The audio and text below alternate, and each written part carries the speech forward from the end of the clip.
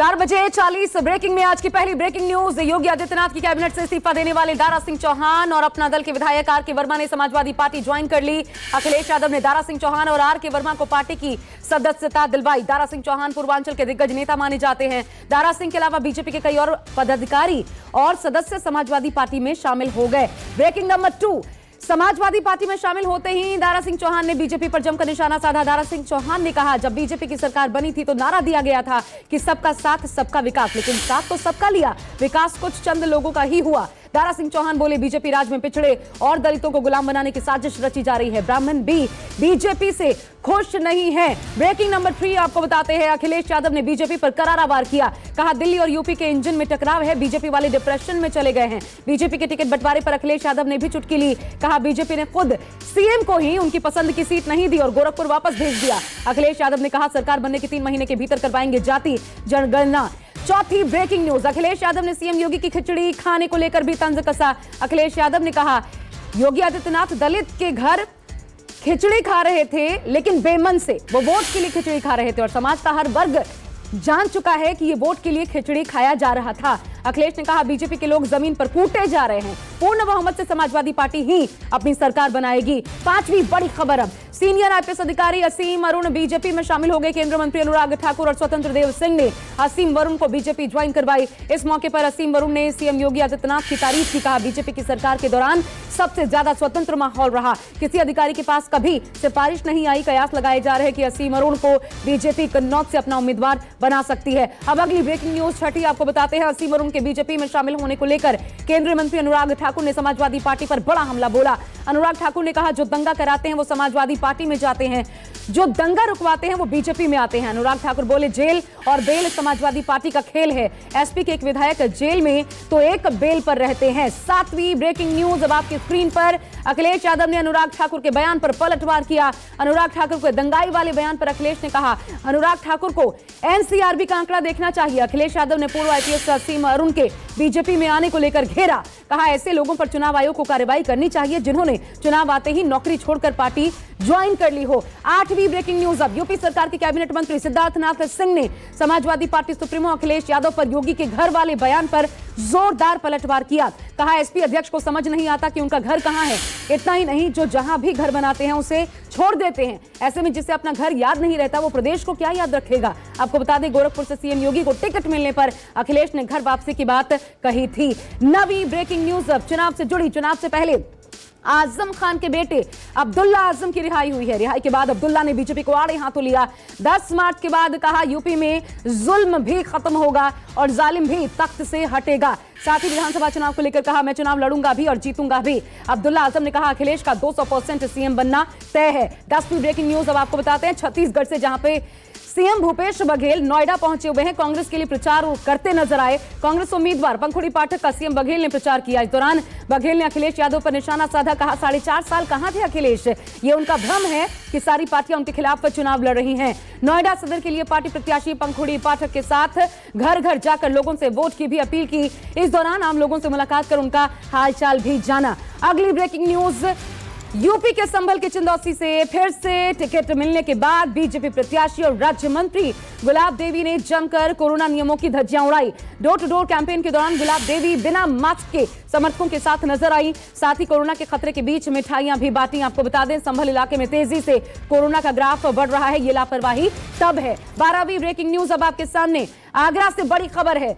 बाहा विधानसभा से एसपी प्रत्याशी मधुसूदन शर्मा और समर्थकों पर मुकदमा दर्ज हुआ। कोरोना प्रोटोकॉल के तहत मधुसूदन शर्मा पर धारा 144 के उल्लंघन करने को लेकर केस दर्ज किया गया। बताया जा रहा है, समाजवादी पार्टी नेता ने मंदिर में पूजा के दौरान कोरोना नियमों की जमकर धज्जियां उड़ाई थी। 13वीं ब्रेकिंग न्यूज, समाजवादी पार्टी कार्यकर्ता ने आज लखनऊ में समाजवादी पार्टी दफ्तर के बाहर खुदकुशी करने की कोशिश की। टिकट न मिलने से नाराज कार्यकर्ता आदित्य ठाकुर ने आत्महत्या का प्रयास किया। अलीगढ़ की खर्रा से चुनाव टिकट न मिलने पर कार्यकर्ता नाराज थे। पुलिस ने जैसे तैसे कार्यकर्ता को बचाया तो कार्यकर्ता मीडिया के कैमरे के सामने फूट फूट कर रोने लग गए। अब 14वीं ब्रेकिंग न्यूज पर नजर डालिए। यूपी चुनाव के लिए एआईएमआईएम ने आज प्रत्याशियों की पहली लिस्ट जारी कर दी। ओवैसी ने 9 उम्मीदवारों की लिस्ट जारी की। ओवैसी की पहली लिस्ट में सिर्फ मुस्लिम प्रत्याशियों को मौका दिया गया। लिस्ट में गाजियाबाद के लोनी से डॉक्टर मेहताब, हापुड़ से हाजी आरिफ, मेरठ से रफत खान को टिकट मिला है। बताया जा रहा है जिन सीटों पर ओवैसी ने अपने उम्मीदवार उतारे हैं वो सभी यूपी के मुस्लिम बहुल क्षेत्र हैं। 15वीं ब्रेकिंग न्यूज अब यूपी में जेडीयू अब अकेले चुनाव लड़ने पर विचार कर रही है। इसे लेकर 18 जनवरी को लखनऊ में पार्टी की अहम बैठक भी होने वाली है। बताया जा रहा है यूपी में बीजेपी से सीट बंटवारे पर सहमति न बनने के बाद पार्टी ने अकेले चुनाव लड़ने के संकेत दिए हैं। इस दौरान जेडीयू नेता केसी त्यागी ने बीजेपी पर अनदेखी का आरोप लगाया। माना जा रहा है पार्टी कम से कम 20 सीटों पर उम्मीदवार जरूर उतारेगी। 16वीं ब्रेकिंग न्यूज अब गोवा से। गोवा की राजधानी पणजी में दिल्ली के सीएम अरविंद केजरीवाल ने डोर टू डोर कैंपेन किया। घर घर जाकर लोगों से अपने राज्य में किए गए कामों को गिनाया और वोट मांगे। इस दौरान केजरीवाल ने रिपोर्ट कार्ड भी बांटे। आपको बता दें केजरीवाल का गोवा दौरे का आज दूसरा दिन है। कल भी केजरीवाल ने डोर टू डोर कैंपेन यहां पर किया था। 17वीं ब्रेकिंग न्यूज गोवा से ही। गोवा दौरे के दूसरे दिन पणजी में दिल्ली के सीएम अरविंद केजरीवाल बीजेपी और कांग्रेस पर जमकर बरसे। बोले गोवा के लोग कांग्रेस बीजेपी से अब तंग आ चुके हैं। गोवा के लोग बदलाव चाहते हैं और इस बार यहां बदलाव होगा। साथ ही केजरीवाल ने प्रधानमंत्री मोदी का नाम लेते हुए कहा ईमानदारी का सर्टिफिकेट हमें खुद प्रधानमंत्री मोदी ने ही दिया है रेड पड़वा कर। 18वीं ब्रेकिंग न्यूज अब सियासी दौरे पर पहुंचे केजरीवाल ने कहा गोवा में बहुत करप्शन है, यहां जब तक रिश्वत नहीं दिया जाता तब तक नौकरी नहीं मिल पाती। इतना ही नहीं केजरीवाल ने अपने एजेंडे को आगे रखते हुए कहा दिल्ली में हमने ईमानदारी की सरकार चलाई, अगर भारत की सबसे ईमानदार पार्टी की जरूरत पड़ी तो गैर बीजेपी पार्टियों से गठबंधन करेंगे। 19वीं ब्रेकिंग खबर गोवा के सीएम प्रमोद सावंत आज दिल्ली के लिए रवाना हुए। सूत्रों के हवाले से खबर है सावंत आज बीजेपी अध्यक्ष जेपी नड्डा से मुलाकात कर सकते हैं। बताया जा रहा है विधानसभा चुनाव के लिए उम्मीदवारों की लिस्ट को लेकर अंतिम रूप देने पर चर्चा हो सकती है। हाल ही में सावंत ने 16 जनवरी को उम्मीदवारों के नामों पर अंतिम मोहर लगने की बात कही थी। आपको बता दें बीजेपी 40 विधानसभा सीटों में से 38 पर चुनाव लड़ सकती है। यह बड़ी खबर है। 20वीं बड़ी खबर अब दिल्ली में उत्तराखंड बीजेपी कोर ग्रुप की अहम बैठक हुई। बैठक में पार्टी उम्मीदवारों के नामों पर मंथन हो रहा है। बैठक में गृह मंत्री अमित शाह, पार्टी अध्यक्ष जेपी नड्डा शिरकत करेंगे। उत्तराखंड में 14 फरवरी को एक चरण में दरअसल मतदान होता है। इसके तहत ये बेहद अहम चर्चा होगी। 21वीं ब्रेकिंग न्यूज अब पंजाब से, जहां पर पीएम मोदी आज पंजाब में वर्चुअल रैली करेंगे। 5000 शक्ति केंद्रों के जरिए प्रधानमंत्री मोदी कार्यकर्ताओं को संबोधित करने वाले हैं। इस मौके पर पीएम आज 3 लाख कार्यकर्ताओं से सीधा संवाद करेंगे। 22वीं ब्रेकिंग न्यूज पर अब नजर डालिए। कोरोना के बढ़ते मामलों के बीच यूपी के सीएम योगी एक्शन मोड में है। सीएम योगी ने लखनऊ के केजीएमयू का निरीक्षण किया, कोरोना की व्यवस्थाओं का जायजा लिया। सीएम ने डॉक्टरों से बात भी की, कोरोना से बचाव के लिए उठाए जा रहे कदमों के बारे में जानकारी हासिल की। सीएम ने कई आवश्यक दिशा निर्देश भी जारी किए। 23वीं बड़ी खबर अब देश में एक बार फिर कोरोना मरीजों की तादाद में भारी उछाल है। 24 घंटे में 2,71,000 से ज्यादा मरीज सामने आए हैं। स्वास्थ्य मंत्रालय के मुताबिक 314 संक्रमितों की मौत हुई।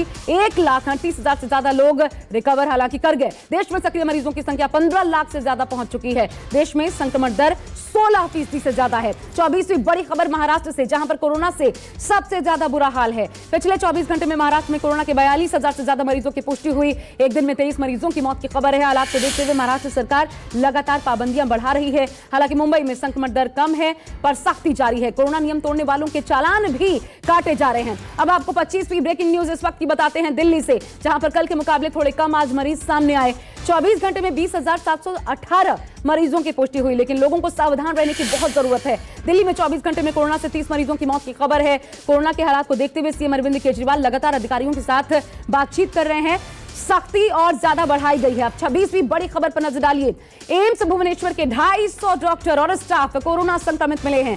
डॉक्टरों और कर्मचारियों के कोरोना पॉजिटिव होने के बाद ओपीडी सर्विस बंद है। एम्स भुवनेश्वर के सभी विभागों को भी निर्देश दिया गया है जब तक जरूरी न हो मरीजों को ओपीडी में बुलाना बंद कर दे। कोविड प्रोटोकॉल का पालन करते हुए सिर्फ इमरजेंसी वाली ही सर्जरी की जाएगी। 27वीं ब्रेकिंग न्यूज यूपी से, कोरोना के बढ़ते मामलों के बीच सभी स्कूल कॉलेज अब 23 जनवरी तक बंद रहेंगे। क्लासेस ऑनलाइन माध्यम से ही जारी रहेंगी ताकि परीक्षाओं को लेकर बच्चों को नुकसान न हो। और बढ़ते मामलों को देखते हुए लखनऊ यूनिवर्सिटी ने 15 जनवरी को होने वाली सेमेस्टर परीक्षाएं निरस्त कर दी थी। इससे पहले स्कूल, कॉलेज और यूनिवर्सिटी 16 जनवरी तक बंद किए गए थे। 28वीं ब्रेकिंग न्यूज अब देश में वैक्सीनेशन का 1 साल पूरा हो चुका है। स्वास्थ्य मंत्रालय के मुताबिक अब तक 156 करोड़ डोजेस दी जा चुकी हैं। पूरी आबादी को टीका लगाने का लक्ष्य 1 साल बाद भी दूर है। 18 प्लस उम्र के अब तक 87 करोड़ को ही पहली डोज लग पाई है। 65 करोड़ लोगों को दोनों डोजेस हालांकि लगाई जा चुकी है। 29वीं बड़ी खबर अब कोरोना के खिलाफ देशव्यापी टीकाकरण अभियान ने आज 1 साल पूरा कर लिया। इस अवसर को यादगार बनाने के लिए केंद्र सरकार ने एक स्मारक डाक टिकट जारी किया। इस मौके पर केंद्रीय स्वास्थ्य मंत्री मनसुख मंडाविया ने टीकाकरण अभियान को दुनिया में सबसे सफल अभियान बताते हुए प्रधानमंत्री मोदी की प्रशंसा की। इस पूरे एक साल के दौरान टीके की करीब 156.76 करोड़ खुराकें दी जा चुकी हैं। अब अगली ब्रेकिंग न्यूज आपके सामने। महाराष्ट्र में बच्चों को दी जाने वाली वैक्सीन कम पड़ गई है। राज्य के vaccine officer doctor Sachin Desai ने जानकारी दी। खुद वैक्सीन ऑफिसर के मुताबिक 15 से 18 साल की उम्र के 60 लाख किशोरों को वैक्सीन की पहली खुराक दी जानी थी, लेकिन अभी तक केवल 24 लाख बच्चों को ही वैक्सीन दी जा सकी है। महाराष्ट्र ने केंद्र से अतिरिक्त डोजेस की मांग भी की है। 31वीं ब्रेकिंग न्यूज अब आपके सामने। तेलंगाना से तेजी से यहां भी कोरोना का संक्रमण फैल रहा है। इसे लेकर सीएम चंद्रशेखर राव सोमवार को कैबिनेट की बैठक करेंगे। कैबिनेट बैठक में कोरोना से जुड़े मामलों पर चर्चा की जाएगी। आपको बता दें, कोरोना के बढ़ते मामलों की वजह से तेलंगाना में शैक्षणिक संस्थान 30 जनवरी तक बंद कर दिए गए हैं। 32वीं ब्रेकिंग न्यूज अब आपके सामने। भारत समेत दुनिया के कई देशों में ओमिक्रॉन वेरिएंट के कई मामले सामने आ रहे हैं। इस बीच डब्ल्यूएचओ की तरफ से एक अच्छी खबर है। डब्ल्यूएचओ ने एक रिपोर्ट जारी करते हुए कहा, अफ्रीका में चौथी लहर कम हो रही है। दक्षिण अफ्रीका में महामारी से संक्रमित लोगों की तादाद में भारी बढ़ोतरी देखी गई थी। वहां पिछले एक सप्ताह में संक्रमितों की संख्या में 14% की गिरावट दर्ज की गई है। ये एक अच्छी खबर है। अब 33वीं ब्रेकिंग न्यूज आपके सामने। 144 साल पुराने हैदराबाद स्थित सिकंदराबाद क्लब में भीषण आग लग गई। देखते ही देखते आग ने विकराल रूप धारण कर लिया। सूचना मिलते ही मौके पर पहुंची दमकल की गाड़ियों ने कड़ी मशक्कत के बाद आग पर काबू पाया, लेकिन तब तक करीब 20 करोड़ का सामान जलकर स्वाहा हो गया। छुट्टियां होने के कारण क्लब में कोई मेहमान नहीं था और इसलिए किसी भी जान की क्षति होने की बात सामने नहीं आई है। अगली ब्रेकिंग न्यूज। यूपी विधानसभा चुनाव की तारीखों का ऐलान होते ही नेताओं के साथ पुलिस सक्रिय है। कानपुर पुलिस ने चेकिंग के दौरान 2 गाड़ियों से 58 लाख रुपए कैश बरामद किए। चकेरी और बर्रा थाना क्षेत्रों में गाड़ियों से 58 लाख कैश बरामद हुआ। पहली बरामदगी बर्रा थाना क्षेत्र से 8 लाख रुपए की गई। चकेरी में कार से जा रहे अमीन राइन नाम के शख्स से 50 लाख की बरामदगी हुई। फिलहाल पुलिस पैसों की जांच में जुटी हुई है। 35वीं ब्रेकिंग न्यूज अब। बुलंदशहर पुलिस ने छापेमारी कर अवैध तमंचा फैक्ट्री का भंडाफोड़ किया। मौके से बने और अधबने तमंचे बरामद हुए। तमंचा फैक्ट्री चला रहे एक शख्स को भी पुलिस ने गिरफ्तार किया है। गिरफ्तार आरोपी दिव्यांग है। जंगल में तमंचा बनाने की फैक्ट्री चल रही थी।